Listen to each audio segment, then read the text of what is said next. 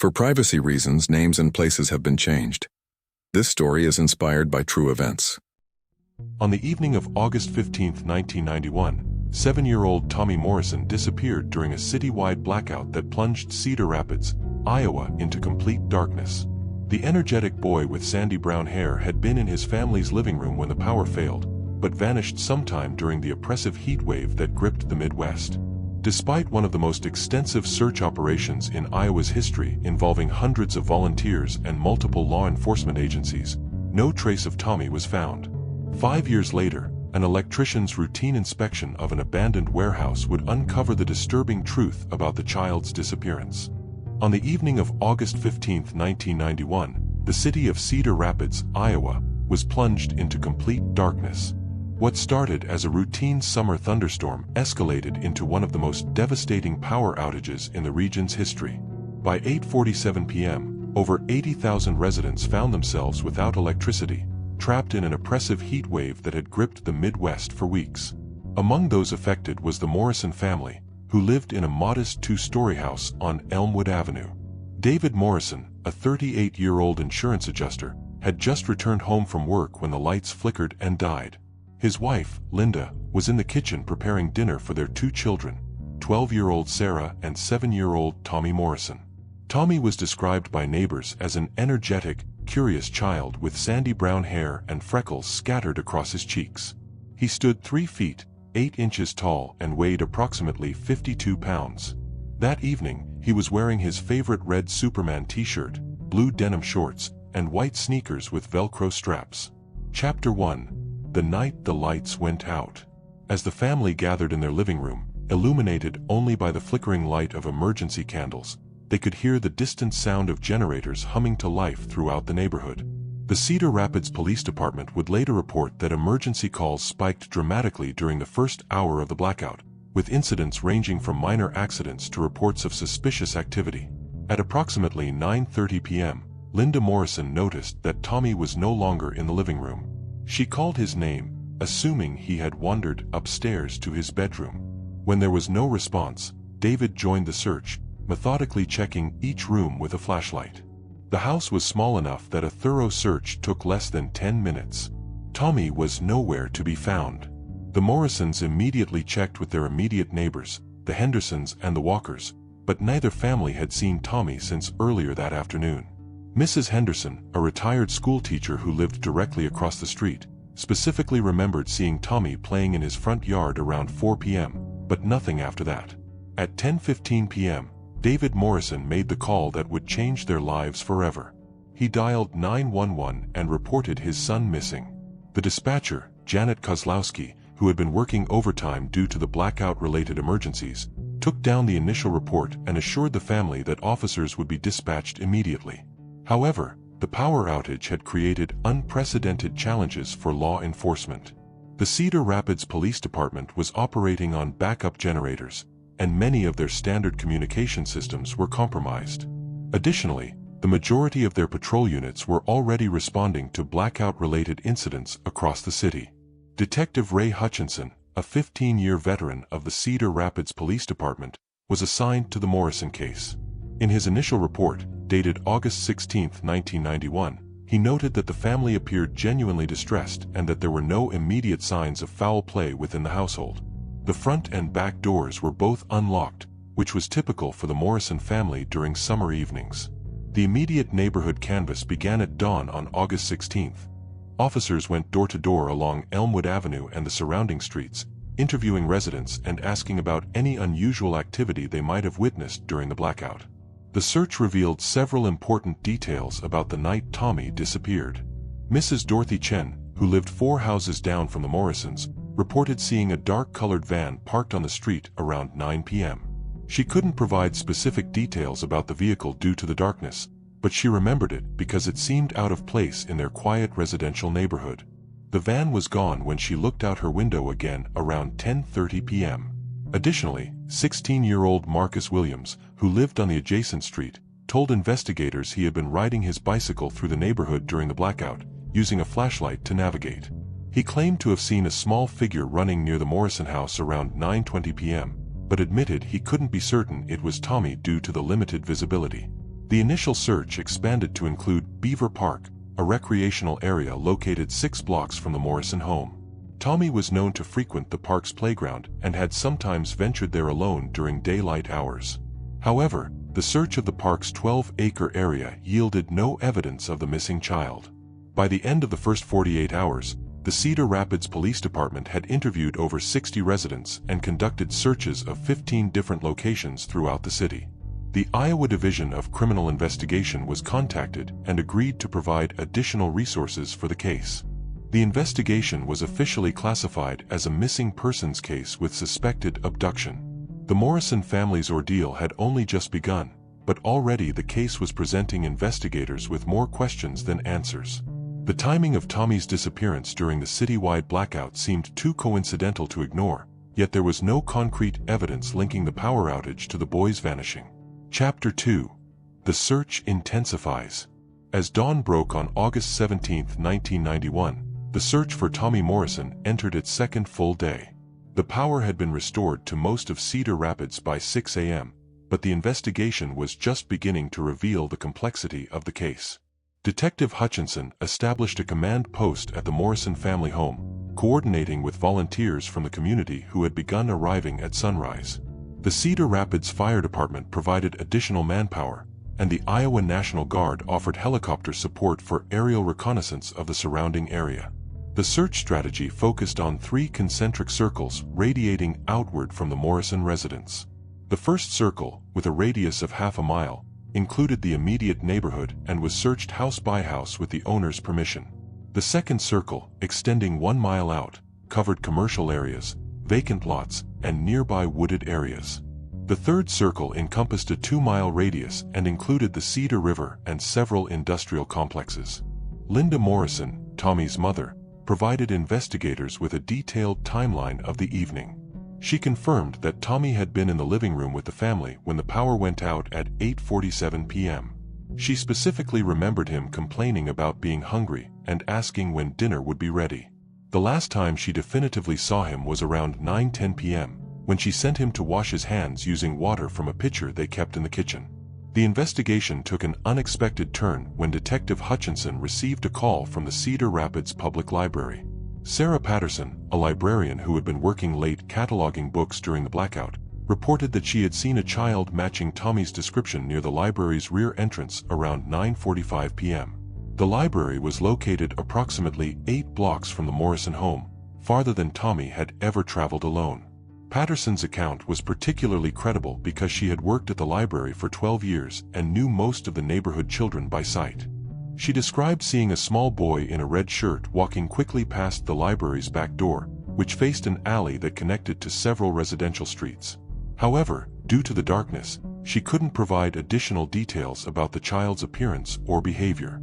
This sighting prompted a re-examination of the search area. If Tommy had indeed been near the library at 9:45 p.m., it suggested he had either walked there voluntarily or had been transported there by someone else. The timeline also raised questions about the Morrison family's initial account, as they had reported Tommy missing at 10:15 p.m., just 30 minutes after the library sighting. The Cedar Rapids Police Department issued a formal press release on August 18th, providing the first public details about Tommy's disappearance. The statement described Tommy as a 7-year-old white male with sandy brown hair and freckles, last seen wearing a red Superman t-shirt and blue denim shorts. The release also included a plea for anyone with information about suspicious activity during the blackout to contact the police immediately. The Morrison family held their first press conference on August 19th, 4 days after Tommy's disappearance. David Morrison, flanked by his wife and daughter, made an emotional appeal for his son's safe return. Linda Morrison was visibly distraught, requiring support from family members during the brief statement. The press conference was covered by local television stations and newspapers throughout Iowa. Meanwhile, the investigation was expanding beyond Cedar Rapids. Detective Hutchinson contacted law enforcement agencies in surrounding counties, alerting them to be on the lookout for Tommy or any suspicious activity involving children. The Iowa Missing Person Information Clearinghouse was activated, and Tommy's information was entered into the National Crime Information Center database. A significant development occurred on August 21st when investigators received a report from the Cedar Rapids Department of Transportation. Traffic camera footage from the intersection of 1st Avenue and 16th Street, located near the downtown area, showed a dark-colored van traveling eastbound at 10:23 p.m. on the night of the disappearance. The image quality was poor due to the limited lighting, but the timestamp placed the vehicle in the area within the critical time frame. The van appeared to be a full-size model, possibly a Ford Econoline or similar vehicle, with what appeared to be tinted windows. However, the resolution was insufficient to determine the license plate number or identify any occupants. This sighting corroborated Mrs. Chen's earlier report about seeing a dark van in the Morrison neighborhood earlier that evening. The investigation also revealed that the blackout had affected the city's surveillance systems more extensively than initially realized. Many businesses and public buildings that might have had security cameras were operating on limited backup power or had no power at all during the critical hours. This created significant gaps in the electronic record of the night's events. By the end of the first week, the Cedar Rapids Police Department had received over 200 tips from the public. Most were quickly eliminated as irrelevant, but several required follow-up investigation. These included reports of suspicious individuals seen in the area during the blackout, abandoned vehicles found in remote locations, and claims of unusual sounds or activities during the power outage. The Morrison family's daily routine had been completely disrupted. David had taken indefinite leave from his job at the insurance company, and Linda had suspended her part-time work at a local daycare center. Sarah, Tommy's older sister, was staying with her grandparents in Des Moines to shield her from the intense media attention and ongoing investigation. The case was beginning to attract attention from outside Cedar Rapids. The Iowa Department of Public Safety assigned additional investigators to the task force, and the FBI field office in Des Moines was briefed on the situation. However, without clear evidence of interstate activity or federal crimes, the FBI's involvement remained limited to providing technical support and resources. As the search entered its second week, the initial optimism about Tommy's quick recovery was fading. The intensive ground searches had covered over 50 square miles of terrain, including wooded areas, abandoned buildings, and waterways. Hundreds of volunteers had participated in the effort, but no trace of Tommy Morrison had been found. The investigation was about to shift focus from rescue to criminal investigation, as detectives began to consider the possibility that Tommy had been the victim of abduction and potentially worse. The blackout that had initially seemed like an unfortunate coincidence was now being examined as a potential cover for premeditated criminal activity. Chapter 3: Leads and Dead Ends. 3 weeks after Tommy Morrison's disappearance, Detective Hutchinson's investigation had generated over 400 pages of reports, witness statements, and evidence documentation. The case had evolved from a missing child report into a complex criminal investigation with multiple theories and an expanding list of potential suspects. The dark van sightings had become a central focus of the investigation. In addition to Mrs. Chen's observation and the traffic camera footage, 3 additional witnesses had come forward with similar reports. Mark Stevens, a night shift worker at the Quaker Oats plant, reported seeing a dark van traveling slowly through the industrial district around 10:45 p.m. on August 15th. The van's unusual driving pattern, described as cruising rather than traveling to a specific destination, had caught Stevens' attention. The Cedar Rapids Police Department issued a detailed bulletin to law enforcement agencies across Iowa, Illinois, and Missouri, requesting information about dark-colored vans involved in any suspicious activity. The response was overwhelming, with dozens of reports flooding in from various jurisdictions. Each report required verification and follow-up, straining the resources of the task force. One promising lead emerged from Dubuque, Iowa, approximately 60 miles northeast of Cedar Rapids. On August 28th, Dubuque police reported that a man driving a dark blue Ford Econoline van had been questioned for suspicious behavior near an elementary school. The incident occurred on August 18th, just 3 days after Tommy's disappearance. The man, identified as Ronald Kemper, was a 34-year-old transient with a history of minor criminal violations but no record of crimes involving children. Detective Hutchinson traveled to Dubuque to interview Kemper personally. The man was cooperative but provided an alibi that initially seemed solid. He claimed to have been in Illinois on August 15th, visiting his ex-wife and attempting to reconcile their relationship. However, when investigators contacted the ex-wife, she stated that Kemper had not visited on that date and that she had not seen him in over 2 months. The discrepancy in Kemper's alibi led to his brief detention for further questioning. During a more intensive interview, Kemper became increasingly nervous and eventually admitted to lying about his whereabouts on August 15th. However, his actual location that night, sleeping in his van at a rest stop near Iowa City, could not be verified due to the lack of witnesses or documentation. A search of Kemper's van revealed several items that raised additional suspicions. Investigators found children's clothing that appeared to be sized for a 7-year-old child, including a red t-shirt that was similar to, but not identical to, the Superman shirt Tommy had been wearing. Kemper claimed the clothes belonged to his nephew, but he could not provide contact information for family members who could verify this claim. The investigation into Kemper intensified over the next several days. His background check revealed a pattern of unstable employment, frequent relocations, and minor legal troubles spanning several states. In 1987, he had been arrested in Missouri for public intoxication and disturbing the peace at a playground, though no charges involving children were filed. However, the case against Kemper began to unravel when investigators discovered that his van had been involved in a minor traffic accident in Waterloo, Iowa, on the morning of August 16th. The accident report, filed with the Waterloo Police Department, included photographs of the van's interior and exterior. The damage to the front bumper was inconsistent with the van having been in Cedar Rapids the previous evening, as the accident occurred on a highway that would not have been part of a logical route from Cedar Rapids to Waterloo. Additionally, the children's clothing found in Kemper's van was examined by forensic specialists from the Iowa Division of Criminal Investigation. The analysis revealed that the clothes had been purchased from a discount retailer in Illinois and showed signs of extended wear, suggesting they had been in Kemper's possession for weeks or months. There was no physical evidence linking the clothing to Tommy Morrison. After 5 days of intensive investigation, Kemper was released due to insufficient evidence. The man expressed frustration with the investigation process but acknowledged understanding the seriousness of the situation. He provided additional contact information for family members who could verify his claims about the children's clothing and agreed to remain available for further questioning if necessary. The Kemper investigation, while ultimately unsuccessful, had consumed significant resources and time. Detective Hutchinson realized that the case was becoming increasingly complex and that the initial theories about the van sightings might not lead to a resolution. Meanwhile, the Morrison family was struggling with the prolonged uncertainty.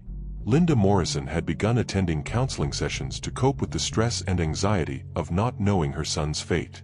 David Morrison had returned to work on a limited basis but found it difficult to concentrate on his responsibilities. The family had received hundreds of letters and cards from supporters across the country, but also had to deal with cruel hoaxes and false leads that added to their emotional burden. The investigation took another direction when Detective Hutchinson received information about a convicted sex offender who had been living in Cedar Rapids at the time of Tommy's disappearance. James Milford, a 41-year-old registered sex offender, had been convicted of child molestation in 1985 and had been required to register with local authorities upon his release from prison in 1989. Milford had been living in a basement apartment on the southeast side of Cedar Rapids, approximately 2 miles from the Morrison home. His parole officer, Sandra Walsh, confirmed that Milford had been complying with his reporting requirements and had not exhibited any suspicious behavior. However, the proximity to the Morrison residence and his criminal history warranted a thorough investigation. The interview with Milford took place on September 8, 1991. He was accompanied by his court-appointed attorney and appeared cooperative but nervous. Milford provided a detailed account of his activities on August 15, claiming he had been at home watching television until the power went out, after which he had gone to bed early. The investigation into Milford's background revealed that he had been employed as a maintenance worker at various commercial buildings around Cedar Rapids. This employment history was significant because it meant he had access to keys and knowledge of multiple buildings throughout the city, including some that were vacant or rarely occupied. However, Milford's employment records showed that he had been working at a shopping center on the north side of Cedar Rapids on August 15 and had clocked out at 6:30 p.m. His supervisor confirmed that Milford had complained about having to work late due to air conditioning repairs that were needed because of the heat wave. The timeline made it possible, but not probable, that Milford could have been involved in Tommy's disappearance. A search of Milford's apartment, conducted with a warrant on September 10th, revealed no physical evidence related to Tommy Morrison. The apartment was sparsely furnished and appeared to be regularly cleaned. Investigators found no children's clothing, toys, or other items that would suggest the presence of a child. The forensic examination of Milford's apartment took 2 days and included testing for DNA evidence, fingerprints, and trace materials. The results showed no evidence of Tommy Morrison having been in the apartment. Additionally, Milford's vehicle, a 1984 Honda Civic, was examined and found to contain no relevant evidence. By mid-September, the investigation had generated hundreds of leads but no definitive answers. The Morrison family was beginning to accept that their son might not be returning home soon, if at all. The case remained active, but the intensive daily investigation was being scaled back to allow detectives to focus on other cases while continuing to follow up on any new leads that might emerge. The 3-week period had demonstrated both the dedication of law enforcement and the limitations of investigative resources. Despite the extensive effort, Tommy Morrison remained missing, and his family remained in limbo, hoping for answers that seemed increasingly elusive. Chapter 4. The Case Grows Cold. As autumn settled over Cedar Rapids in 1991, the investigation into Tommy Morrison's disappearance had entered what law enforcement officials privately acknowledged as the cold case phase. 6 months had passed since that fateful August evening, and despite the exhaustive efforts of multiple agencies, no substantial progress had been made in determining the child's fate.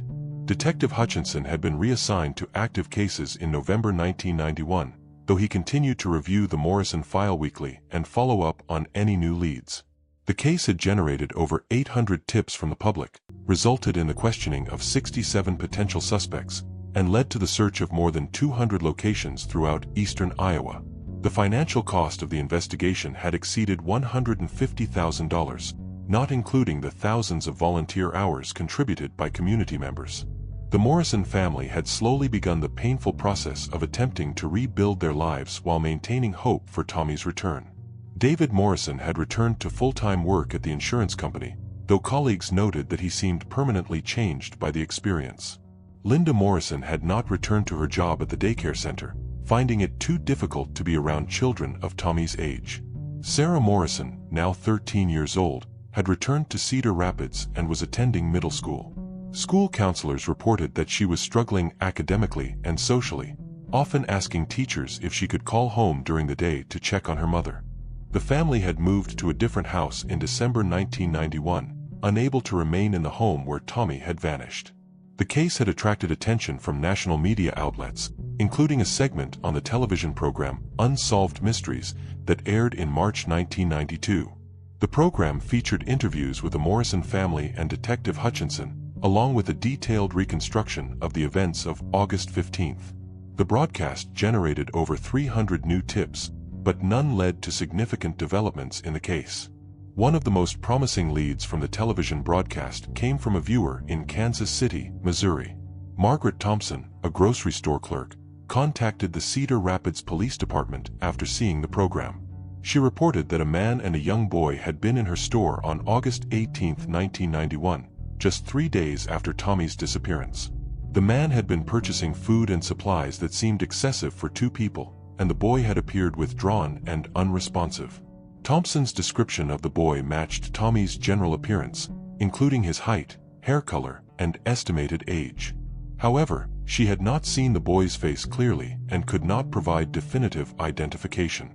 The man had paid with cash and had not used any credit cards or checks that might have provided identification. The Kansas City Police Department investigated Thompson's report thoroughly, reviewing surveillance footage from the store and interviewing other employees who had been working that day. Unfortunately, the store's security system had malfunctioned during the relevant time period, and no useful footage was available. Other employees had vague recollections of seeing a man and child in the store, but could not provide additional details. By 1993, the active investigation into Tommy Morrison's disappearance had been officially suspended, though the case remained open. Detective Hutchinson had been promoted to sergeant and was supervising other detectives, but he continued to review the Morrison file periodically. The case had become a professional obsession for him, and he often worked on it during his own time. The Morrison family had established a foundation in Tommy's name to support families of missing children and to advocate for improved law enforcement procedures in missing persons cases. The foundation had raised over $25,000 by 1994 and had provided assistance to 6 other families dealing with similar situations. In 1994, the case received renewed attention when a child's skeletal remains were discovered in a wooded area near the Cedar River. The remains were found by a group of teenagers who were hiking in an area that had been searched multiple times during the initial investigation. The discovery generated significant media coverage and raised hopes that the Morrison family might finally have answers. However, forensic analysis of the remains revealed that they belonged to a child who had died several years before Tommy's disappearance. The remains were eventually identified as those of Jennifer Walsh, a 9-year-old girl who had been reported missing from Des Moines in 1987. The discovery led to the resolution of the Walsh case but provided no information about Tommy Morrison's fate. The false hope generated by the discovery of the other child's remains was particularly difficult for the Morrison family. Linda Morrison was hospitalized briefly for stress-related illness, and David Morrison took an extended leave of absence from work. The family's foundation activities were suspended for several months while they recovered from the emotional setback. By 1995, 4 years after Tommy's disappearance, the case had faded from public attention. The Cedar Rapids Police Department had reorganized its detective division, and several of the original investigators had retired or transferred to other agencies. The case files had been moved to storage, though they remained accessible for review. The Morrison family had learned to live with the uncertainty, though they never stopped hoping for answers. They continued to receive occasional calls from law enforcement agencies about potential leads, but these had become increasingly rare and usually involved cases of mistaken identity or unrelated criminal investigations. Detective Hutchinson, now a lieutenant, had been promoted to head the detective division in 1994. Despite his increased responsibilities, he continued to review the Morrison case file at least once every few months. He had developed his own theories about what might have happened to Tommy, but none were supported by sufficient evidence to justify reopening the active investigation. The case had taught the Cedar Rapids Police Department valuable lessons about missing persons investigations, leading to improved procedures and better coordination with other agencies. The department had also invested in improved communication equipment and backup power systems to prevent the kind of problems that had hampered the initial response during the blackout. As 1995 drew to a close, it seemed likely that the Tommy Morrison case would remain unsolved permanently. The family had accepted this possibility, though they continued to hope that someday they would learn what had happened to their son. The case had become a part of Cedar Rapids history, a reminder of how quickly a family's life could be shattered and how difficult it could be to find answers to the most important questions. None of them could have anticipated that those answers were waiting in a locked room in an abandoned warehouse, where an electrician would soon make a discovery that would change everything. Chapter 5. The Discovery. September 12, 1996. 5 years, 3 weeks, and 4 days after Tommy Morrison vanished into the darkness of that August night, electrician Marcus Webb was preparing for what he thought would be a routine inspection of the abandoned Hartwell manufacturing warehouse on the outskirts of Cedar Rapids. Webb, a 32-year-old contractor who had been working in industrial electrical systems for over a decade, had been hired by Midwest Property Development to assess the electrical infrastructure of the 40,000-square-foot facility. The company was considering purchasing the building for renovation into a distribution center, and Webb's job was to determine the cost and feasibility of updating the electrical systems. The Hartwell manufacturing warehouse had been vacant since the company's bankruptcy in 1993. The building, constructed in 1967, had manufactured agricultural equipment parts before economic pressures forced the business to close. The property had been on the market for 3 years, with several potential buyers conducting inspections, but none had committed to purchasing the facility. Webb arrived at the warehouse at 8:30 a.m., accompanied by his assistant, 24-year-old David Chen. The two men had worked together for 2 years and had inspected dozens of similar facilities throughout Iowa. Weber carried a detailed blueprint of the building's electrical systems, provided by the property management company, along with his standard testing equipment. The inspection began systematically, with Webb and Chen examining the main electrical panels, distribution systems, and wiring throughout the building. The warehouse was divided into 3 main sections: the manufacturing floor, office spaces, and storage areas. Most of the original equipment had been removed when the company closed, leaving behind only the basic electrical infrastructure. By 11:45 a.m., Webb and Chen had completed their inspection of the manufacturing floor and office areas. The electrical systems were outdated but functional, requiring significant upgrades to meet current commercial standards. They moved to the storage section, which consisted of 12 separate rooms of varying sizes that had been used to store raw materials and finished products. The storage rooms were accessible through a central corridor that ran the length of the building's eastern wall. Webb's blueprint showed that each room had its own electrical panel and lighting system, though most of the lights had been disconnected when the building was vacated. The men used portable work lights to illuminate the spaces as they conducted their inspection. The first 10 storage rooms were empty and showed no unusual characteristics. The electrical systems were similar to those in the rest of the building, with standard wiring and panels that dated to the late 1960s. However, when Webb and Chen reached the 11th room, they encountered an unexpected obstacle. The door to storage room 11 was locked with a heavy-duty padlock that was not present on any of the other doors. Webb checked his blueprint and notes from the property management company, but there was no mention of this room being secured differently from the others. The lock appeared to be relatively new, inconsistent with the building's 3-year vacancy. Webb contacted the property management company by phone to inquire about the locked room. The office manager, Patricia Simmons, was surprised to hear about the padlock and stated that all rooms should have been accessible. She explained that the building had been inspected by the management company every 6 months, but she could not recall any mention of a locked storage room in previous reports. Simmons authorized Webb to cut the padlock to complete his inspection, emphasizing that the electrical assessment needed to be comprehensive for the potential buyers.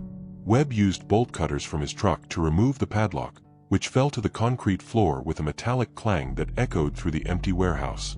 The heavy steel door swung open to reveal a room that was markedly different from the others.